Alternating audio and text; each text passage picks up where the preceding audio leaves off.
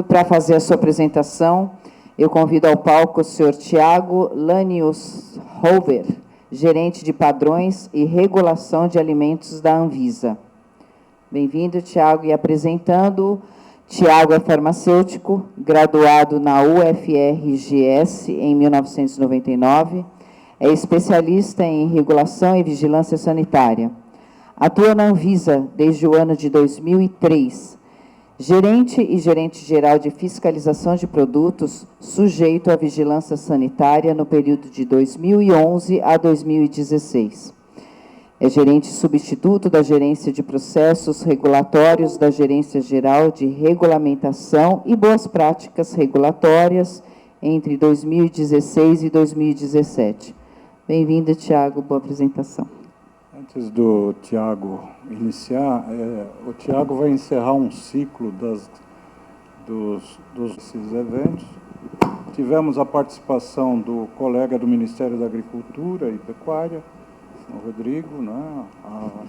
A nossa colega Thelma Hover pelo Inmetro, o Rodrigo pelo MAPA, e agora, encerrando essa densa programação, nós teremos a apresentação do Tiago, que eu fico muito feliz em tê-lo novamente. A última vez nós fizemos virtual, né?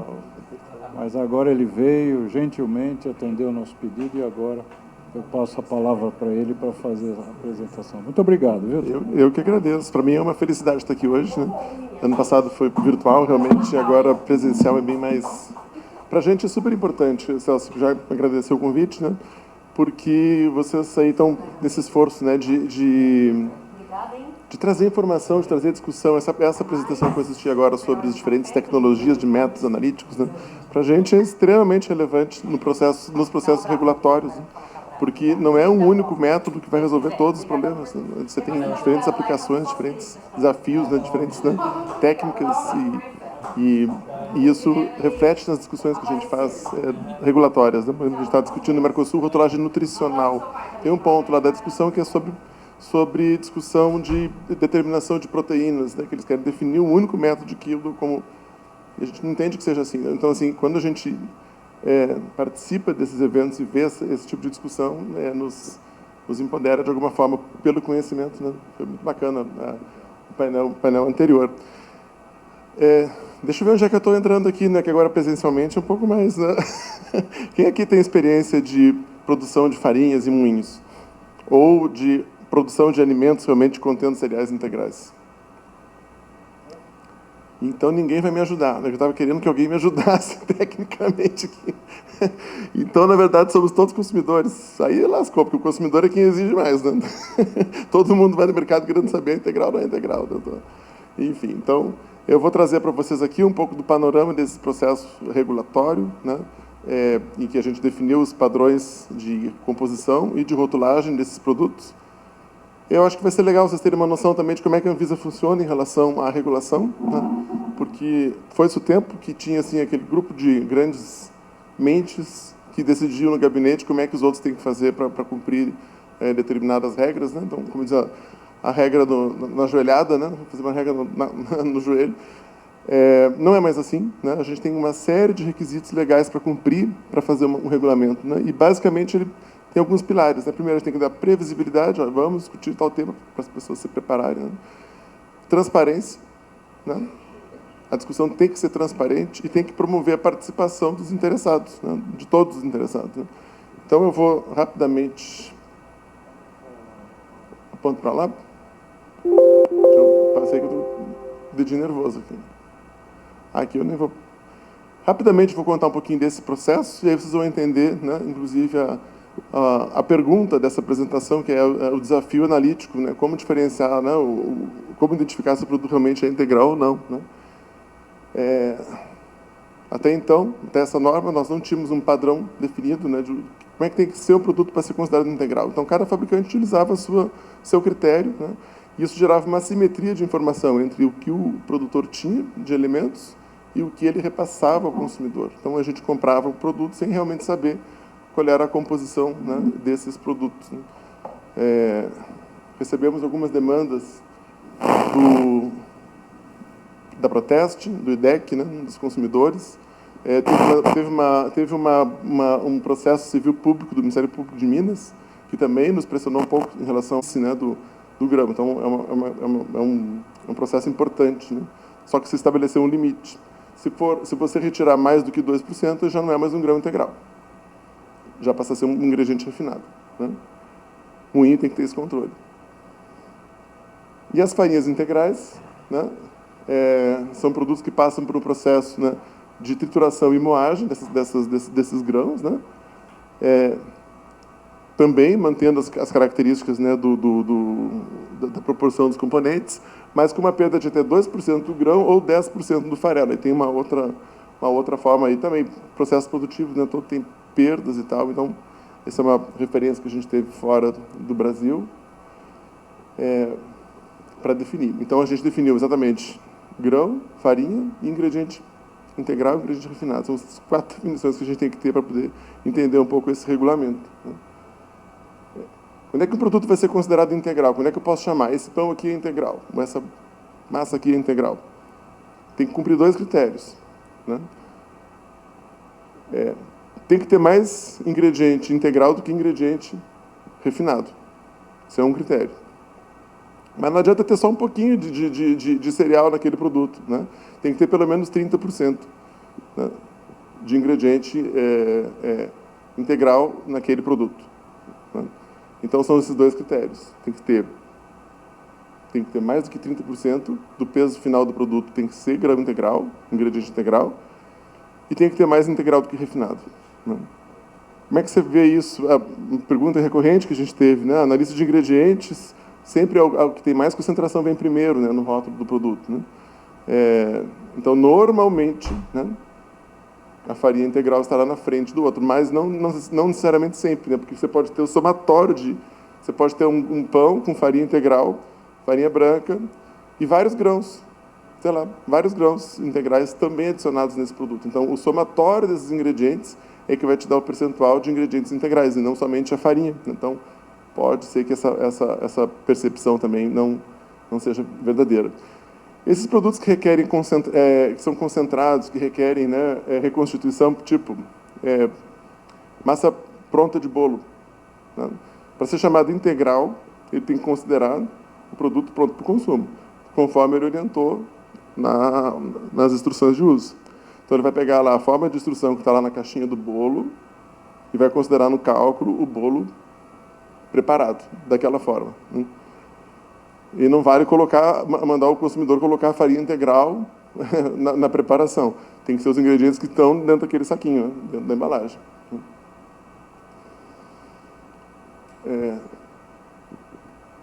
Essa aqui é uma pergunta-chave também. Como que a gente vai saber se aquele ingrediente é integral ou não, né? Isso são registros de produção, não tem outro jeito, né? Uma das discussões que a gente viu no processo regulatório é que nós não temos método analítico que diferencie, né, os ingredientes integrais dos não integrais. Eu não consigo analisar um produto e dizer, esse produto tem. Porque eu posso ter fontes de fibra, por exemplo, né, que não são de cereais, são fibras colocadas no produto, você vai analisar. Enfim, uma das grandes discussões que a gente teve foi isso, né? E é um desafio para esse processo. Nós não temos método analítico para chegar no laboratório e dizer, assim, tantos por cento de... Não é... A definição vai ser a partir dos registros de produção. Então, esse é um desafio para a vigilância sanitária, porque vai ter que pensar uma outra forma. Tem alguns casos, assim, não é só esse, né, em que isso é necessário. Então, o moinho vai ter que apresentar as informações em relação à farinha que ele vendeu, né, e o fabricante vai ter que apresentar também as informações do processo de fabricação para que isso possa ser calculado. E a gente colocou essa determinação na norma, que esses registros estejam, né, disponíveis e, quando solicitados, têm que ser apresentados, e que os moinhos são obrigados a oferecer aos produtores, aos seus clientes, né, essas informações.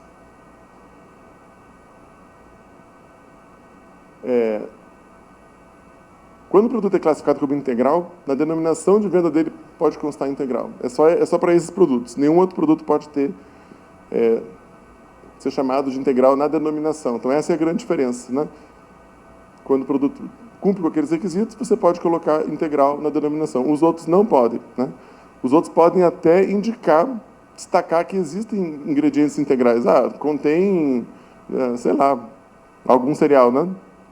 Ok, mesmo que ele não cumpra com os requisitos para ser classificado como integral, ele pode fazer esse destaque, mas ele não pode chamar o produto de integral, ele não pode dar aparência de integral para aquele produto. Então, assim, imagens, símbolos, figuras, triguinho, não sei o que, aquela coisa lá, não pode, né? Porque dá a entender para o consumidor que aquele produto é integral.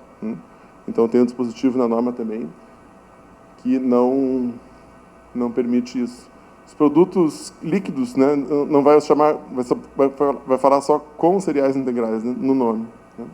Quando eu falo de destaque, né, destaque são as informações que não são obrigatórias. Então, por exemplo, marca não é uma informação obrigatória. Então, quando a pessoa coloca na marca, né, que ele é integral, está errado, se ele não for, né? Ou se colocar, vai ter que dizer lá o percentual que tem. Depois eu vou falar um pouquinho rapidamente sobre isso, né? Então, lista de ingredientes não é um destaque, só está colocando lá os ingredientes, então não considera isso como um destaque. Né? Muitas dúvidas sobre isso a gente recebeu. O produto que não é classificado como integral, ele pode apresentar a indicação de que tem cereal integral naquele produto, mas ele vai ter que colocar o percentual desses nutrientes. Então, você vai saber, tem 2%, tem 5%, tem 6%. Assim como o produto integral, também tem que colocar lá. Então, pão integral, 60%. 30%, 80%, igual chocolate. Igual chocolate. A gente é acostumado com chocolate já, né? Então vai ser a mesma coisa. Então, assim, o limite que a gente estabeleceu teve muito questionamento em relação a só 30%, né? Alguns produtos podem ter bem mais cereal integral, né? na formulação. Mas a gente entendeu que tem alguns estudos, né, que dizem que, principalmente para crianças e jovens, o consumo de produtos com baixa quantidade de cereais integrais é uma das principais fontes, porque o paladar deles não é muito aguçado para essa questão do integral, né? Então a gente entendeu que existiam referências internacionais sobre esse valor e tal, a gente seguiu essas referências, né? A gente entendeu que era um valor adequado, como um mínimo, né? Aí fica a critério do consumidor, se ele quer um 30, um 40, um 70, um 80, aí ele vai definir, né? E também entendemos que não deveria ser feito para cada tipo de produto um percentual. Porque, por exemplo, o pão podia ser 100%. Né? É possível fazer pão 100%. Agora, outros produtos não. Então, por causa do processo tecnológico, um biscoito e tal, talvez não. Né? Então, a gente preferiu também manter um padrão mínimo para todos, do que ficar tendo que atualizar regulamento a cada produto que surge, que a gente não imaginou, né? Isso que eu estava falando agora. O cálculo é feito considerando, né, o produto acabado, então você considera a quantidade de ingrediente integral, o somatório deles, né, que você colocou no início do processo de fabricação em relação ao produto final. Então, né, esse é um cálculo de determinação quantitativa que o Codex preconiza, né? Então, essa é a forma de cálculo que a gente estabeleceu, né? Então, você pega o que você colocou em relação ao peso do produto final e aí vai dar né? Pode ter alguma variação? Pode ter, por exemplo, quando tem perda de algum solvente ou água, né? Perda de líquidos por evaporação, né? Então, você pode ter uma diferença aí, mas essa é a forma como o Codex preconiza e a gente seguiu, né? O Codex. Aqui tem uma outra questão também que a gente viu, que tem várias formas de fazer farinha integral. Né? Você pode pegar um moinho de pedra lá, que você coloca o grão e tira a farinha aqui embaixo. É o mais fidedigno em relação ao percentual do grão intacto, né, dos componentes e tal.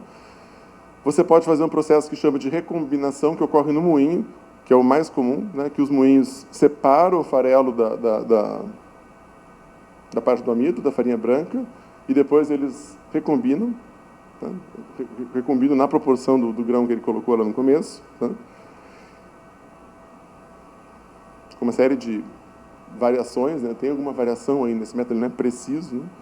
E você tem um outro procedimento ainda que é o reconstituído, que é quando a fábrica, lá o cliente, né, pega o farelo, pega a farinha branca e faz essa mistura, né, na proporção que é do grão original, né, proporção média do grão original, né.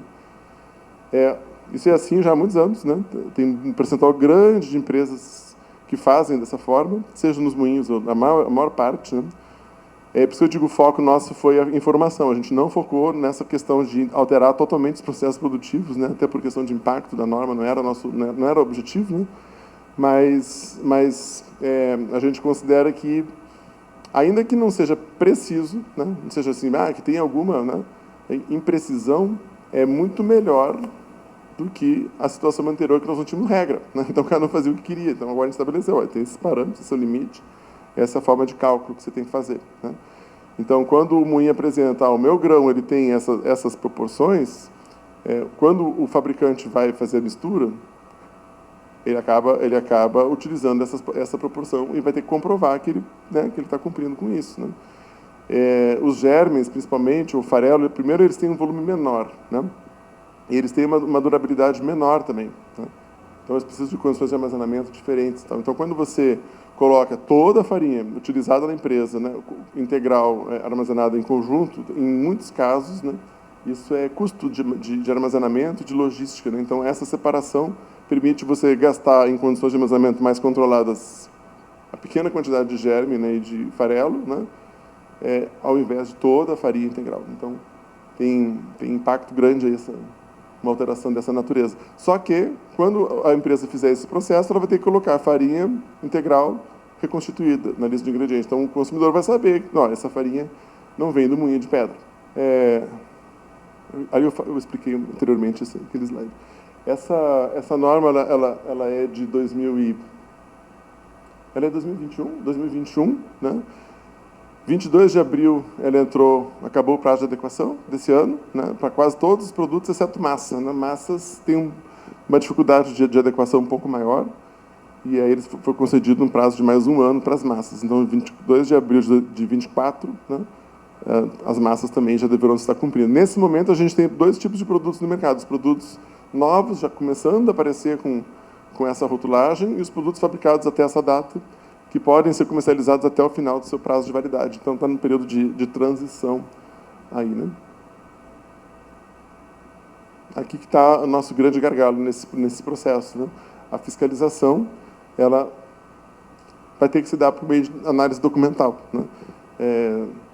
Quem sabe um dia a gente consegue avançar, né, com outros métodos, né? Mas, neste momento, a nossa recomendação é que a gente, né, para as vigilâncias sanitárias dos estados, municípios e tal, é que nas inspeções, né, isso seja verificado, né?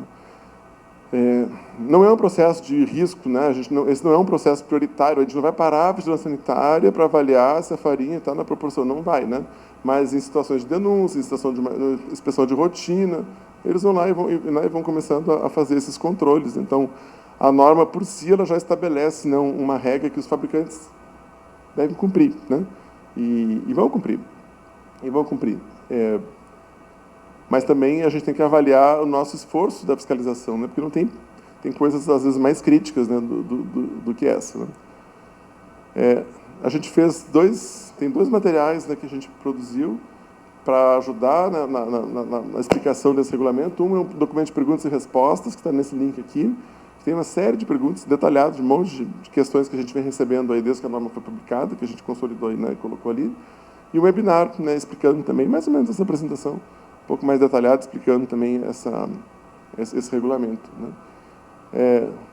Basicamente, esse é o processo, né, de cereais integrais, e espero que a gente se depare com esses produtos, né, cada vez mais, né, no mercado, né? Porque tem uma simetria de informação, né, grande nesse segmento, inclusive para a prática desleal, de concorrência desleal, né? Uma empresa, né, vende uma coisa dizendo que a outra coloca, né, não coloca pouquíssima quantidade, então fica difícil. Então, assim, a regra ela vem também para tentar resolver essa falha de mercado aí que foi identificada. Basicamente era isso. Obrigado. Muito obrigada, Tiago, pela apresentação. Eu passo a palavra ao moderador, professor Celso, para abrir para as perguntas, fazer as considerações. A palavra é sua, professor. Obrigado, Patrícia. Antes de entrarmos nas perguntas, primeiro eu quero parabenizar pela exposição. É um tema muito interessante. Ele foi, inclusive, abordado durante as reuniões preparativas que nós fizemos, né? E, inclusive, eu estou vendo a doutora Maria Aparecida Marciano, eu lembro que ela fez alguns comentários, fazendo perguntas aqui para o doutor Tiago. Eu queria iniciar com uma pergunta, Tiago. Você falou que várias pessoas participaram desse processo, né? Muitas pessoas ajudaram nesse processo de tomada de decisão de como seria essa nova norma, essa nova resolução. Participaram mais as indústrias ou participaram muitos laboratórios também que fazem essas análises? Como você falou agora no final que tivemos ou que temos um problema de vigilância, né, de mercado, que tem só as análises documentais, né, que são muito importantes também nesse processo, eu queria te perguntar se hoje nós temos necessidade de laboratórios para fazer isso. Como que se prevê essa vigilância de mercado para o futuro, já que nesse momento nós vamos trabalhar muito com as visas locais, né, para fazer a vigilância, e vão se basear basicamente em análise documental. Nós temos um laboratório que, infelizmente, a colega acho que teve a necessidade de sair, que é o laboratório do Senai, que tem um laboratório de farinhas, de massas, e eu acho que ela poderia ter um testemunho, se tiver alguém que trabalha com essa área, eu gostaria de ouvir também alguns testemunhos. Mas gostaria que você explorasse esse tema. Nós precisamos de laboratórios, como que a Remesp pode ajudar para ampliar esse número de laboratórios para ajudar nessa tarefa tão importante na identificação dos produtos integrais. É verdade. Sim, o processo teve participação de muitos interessados, né, de todos, foi um processo aberto, né? Logicamente, o número de associações de setor produtivo é maior do que o número de associações, por exemplo, de consumidores. Tem muito menor o número de entidades, vamos colocar assim, né? Mas nós tivemos os principais representantes, né, tanto do setor produtivo em relação a esse tipo de produto, quanto dos consumidores, né, inclusive porque era uma demanda, né, protesto, DEC, então eles estavam presentes, né, põe no rótulo, enfim. A BIMAP? A BIMAP, com certeza, com certeza. E a BIA, a BIMAP, enfim, as maiores, né, as associações. Né. Tínhamos representantes da universidade, dos laboratórios oficiais e das visas nessa discussão. Logo nesse documento de base, esse primeiro documento, a gente já explora a dificuldade da fiscalização. Né? Já de cara a gente já coloca, né, para saber se realmente é isso. Né?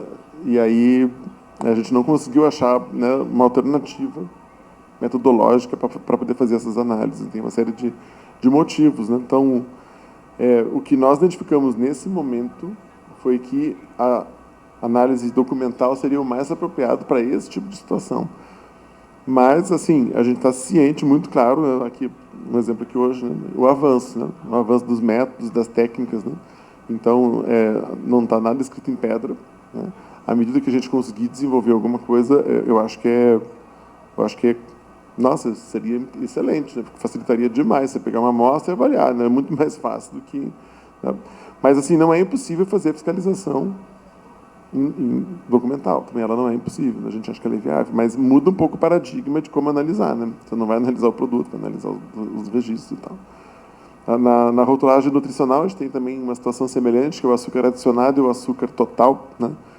É outra situação bem crítica, né? Porque no final tudo é açúcar. Né? Então, você vai fazer análise, tudo é açúcar. Então, você tem que saber de onde que vem aquele açúcar. Então, você tem que considerar os ingredientes utilizados naquele processo para saber quantificar exatamente quanto que vem. Então, assim, é uma demanda que a gente vai ter que acostumar um pouco mais a trabalhar. A questão, por exemplo, dos óleos, acho que o azeite também tem demandas em relação a isso. Né?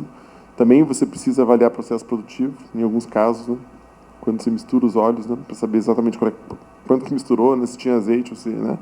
Essa questão da fraude. Né? Mas aí tem análises sensoriais, né? Tem outro tipo de análise. Então, assim, eu não saberia te dizer, assim, de pronto, o que a gente precisaria para poder analisar esses produtos. Né? Na época do processo, não faz muito, a gente não conseguiu identificar métodos, né? Mas quem sabe, né? Mas quem sabe. Então, a gente deixa sempre aberto, né, para o pessoal que pesquisa, né, que estuda. Né? Obrigado. Alguém gostaria de fazer pergunta? Temos ali Nós temos a colega lá do... Agora que eu vi você, lá da Escola da Barra Funda. Boa tarde. Ainda temos aquele laboratório de farinhas, temos, né? sim. Agora eu fiquei com medo. É uma pergunta bem simples que eu vou fazer, mas falando da análise essa análise, o desafio é o que a gente pode fazer é análise de fibras, mas realmente não tem como verificar, né, quantificar essa proporção. Isso realmente é igual ao açúcar adicionado que vem gerado bastante discussão, né, sobre isso. Mas a minha pergunta é só uma curiosidade sobre o prazo adequação para massas alimentícias. Por que foi um pouco maior, um ano a mais do que os outros Foi um ano, eles produtos? apresentaram alguns dados para a gente, algumas dificuldades no processo produtivo para fazer a adequação dos produtos. Né? A ideia do setor é que aquilo que era classificado como integral, eles querem manter como integral, né? Lógico. Né? Só que agora a gente estabeleceu critérios. Então, assim, para que eles consigam fazer as adequações, né? No sentido de manter, eles precisariam de um tempo a mais em função de alguma complexidade tecnológica. Eu não lembro de cabeça exatamente qual era a complexidade tecnológica. Eu ia lá revisitar o processo que está lá, mas eu não consigo lembrar exatamente de cabeça qual que era. Mas existia alguma questão em relação ao tipo de trigo que é utilizado, né, em algumas massas, né, porque o trigo utilizado na Europa, por exemplo, é o durum, né, então tem alguma dificuldade em relação a isso, mas enfim, mas eu não tenho certeza para dizer com clareza, assim, não lembro. Eu perguntei porque, pensando assim, responder. teoricamente, o macarrão, né, a massa alimentícia é mais simples, né, a questão de quantidade de ingredientes, mas é o tipo de ingrediente que tem Se a gente entrar depois eu vou tentar entrar naquele linkzinho daquele documento lá que é da consulta pública, que tem lá consolidação das contribuições. Foi na consulta pública que eles apresentaram e lá tem uma discussão sobre isso e lá que justifica por que tomou essa decisão, mas eu não lembro de cabeça. Tá bem, obrigada. Era questão tecnológica. Só registrando, é um desafio, né? Você ter metodologias, de repente, os colegas do laboratório poderiam contribuir no desenvolvimento de uma metodologia, porque aí vocês vão poder cobrar alguma coisa a mais em termos de medição. Mais direto, né? Isso. Vamos lá para o nosso colega lá atrás. As fibras, às vezes, elas são colocadas não por conta de um ingrediente integral. Né? Ela pode ser... Você adiciona a fibra do produto. Né? Então, você faz análise de fibra, você não garante que aquela fibra é do grão. Né? E aí, não tem o mesmo... Pois não. Então, boa tarde, Thiago. Sou Pedro, sou lá de Santa Catarina. Trabalho no LACEN, né? Que é o Laboratório Central de Saúde Pública. E talvez para quem não saiba, pessoal, às vezes o LACEN não é muito conhecido, mas a gente faz parte do Sistema Nacional do Laboratório de Saúde Pública, que envolve desde a parte de clínica, médica, a parte de alimento, ambiental. E o LACEN de Santa Catarina, ainda bem, a gente consegue ter uma parte que faz análise de produtos, né? Alimentos, medicamentos, outras coisas, mas no caso aqui hoje alimentos. Inclusive a gente faz rotulagem e faz algumas análises de medicamentos que a gente tem que solicitar, né, de cosméticos, informações para a Anvisa, né, sobre a parte de registro e tal, para bater com as análises que a gente está fazendo. E daí veio esse questionamento na hora que tu falou da fiscalização, né, se por acaso a gente for começar a fazer lá, é uma dificuldade às vezes conseguir essa informação para fazer, bater ali com a lista de ingredientes e ver a proporção e tal, né. Queria fazer essa observação e puxar essa questão de ser um sistema de laboratório de saúde pública, que tem uma portaria do Ministério da Saúde. E aí vou fazer a Anvisa, por exemplo, tem os PRONAMAs, que são os programas de acompanhamento de sódio, ácido fólico, ferro, alguns produtos, alguns analíticos, né, de alimentos que são de interesse, açúcar, gordura. E a Anvisa ela solicita para os laboratórios da rede para fazer, mas às vezes a gente sente que não tem um incentivo e muito do financeiro, né? Porque a gente acaba fazendo análise e fica na conta do Estado, né? Sendo que a gente é uma rede, né? E eu percebo isso muito com o mapa ali, a gente viu algumas vezes durante esse ciclo, eu não lembro em qual palestra, o mapa apresentando algumas soluções para as fraudes, inclusive, que tu falou agora, e que eu acho que os laboratórios dos LACENS poderiam colaborar isso, né, com desenvolvimento de metodologia, mas talvez ainda falta alinhar, talvez lá com a CG Lab, como que isso poderia acontecer. Eu estou deixando uma sugestão aí para o futuro, que eu sei que tem LACENS que tem condições de avançar, tem vontade, tem gente técnica capacitada, mas às vezes fica um pouco difícil isso aí. Obrigado pela sua contribuição. Eu queria fazer um comentário sobre isso, né? É super importante a sua fala, né?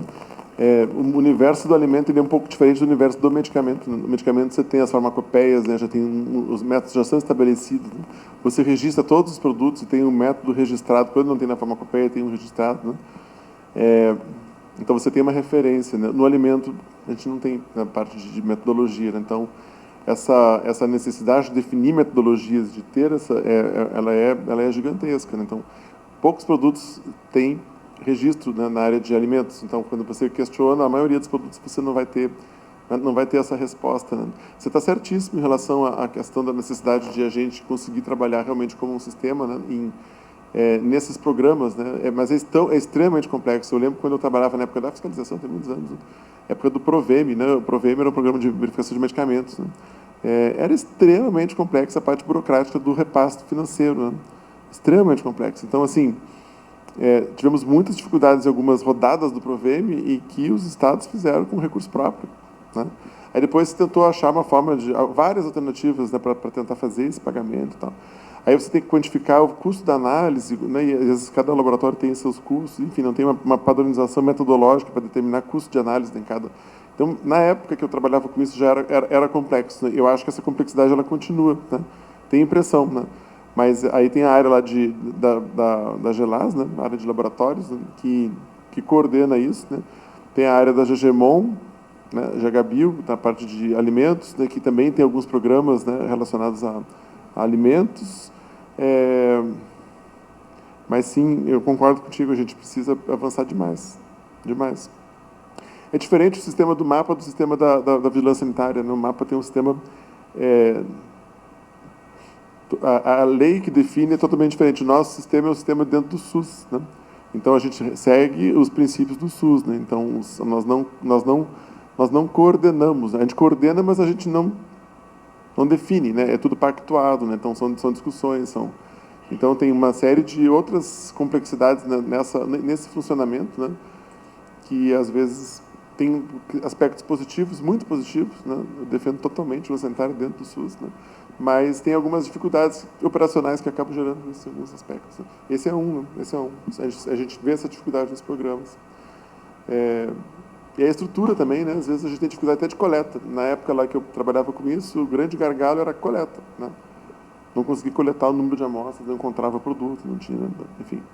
Nessa área de alimentos também tem uma diferença entre o seu primeiro comentário que eu esqueci de falar, né? A lei de alimentos é diferente do restante dos produtos, né, sobre vigilância sanitária. Né? É o decreto 986. Né? E a gente não tem a previsão de fazer análises com outros que não análises fiscais, né? Que não os órgãos do SNVS, Sistema Nacional, os laboratórios oficiais. Né? Então, em alimentos, você pode credenciar outros laboratórios privados, né? Ou públicos que sejam, né? Mas que não sejam os oficiais. Né? Então, em alimentos, a gente não tem isso.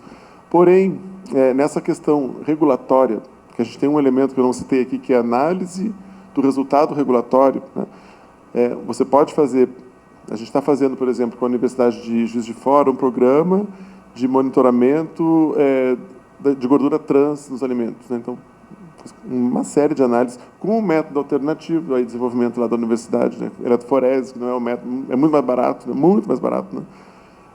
Então, a universidade, né, avançando e a gente fazendo uso, né, desse, né, mas ele é um resultado que vai nos dar assim a avaliação do processo regulatório. Será que eu preciso modificar o regulamento? Será que eu preciso alterar a forma de fiscalizar porque ainda está tendo gordura trans em alguns produtos? Né?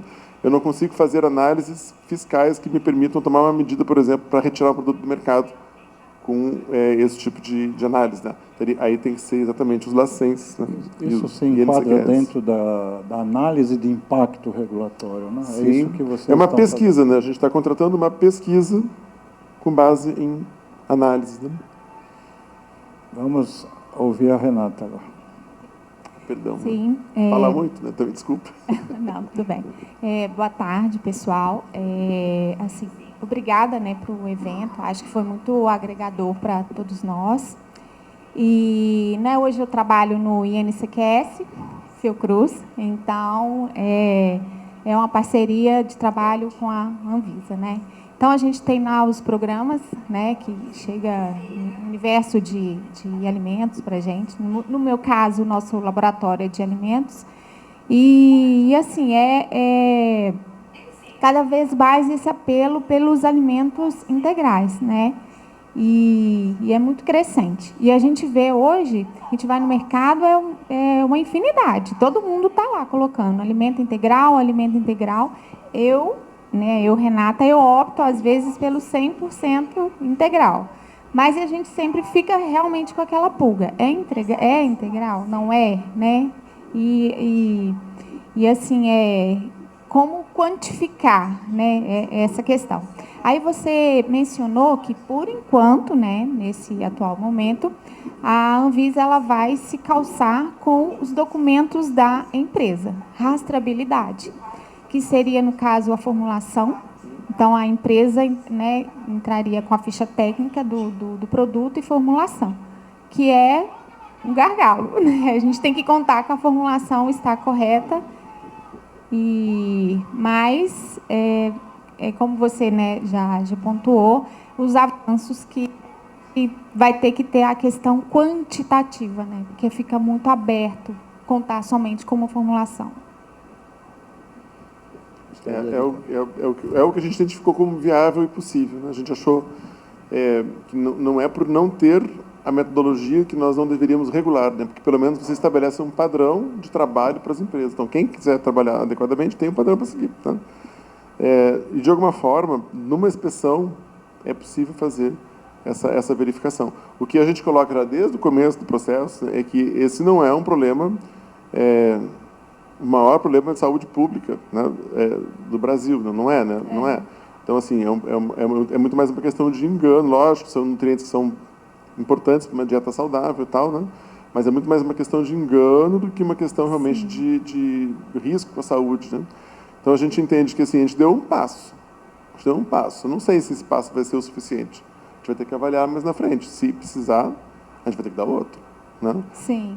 Talvez fazer uma avaliação dos estabelecimentos específica em alguns estabelecimentos, sabe, para ter uma noção de como é que está funcionando, tal. Sim. Eu acho que que nem você posicionou, sim, é um passo importante. Não é uma questão de risco, diferente de você estar trabalhando com agrotóxico ou um elemento inorgânico que são que oferece risco, mas é uma demanda de mercado e o consumidor quer, né, aquela necessidade do consumidor. Eu estou consumindo ou não estou consumindo, né? Obrigada. Mas é super importante. É super importante. Todos os nossos processos relacionados à rotulagem, eles estão visando isso, né? Dar mais informação para o consumidor, para que ele escolha, né?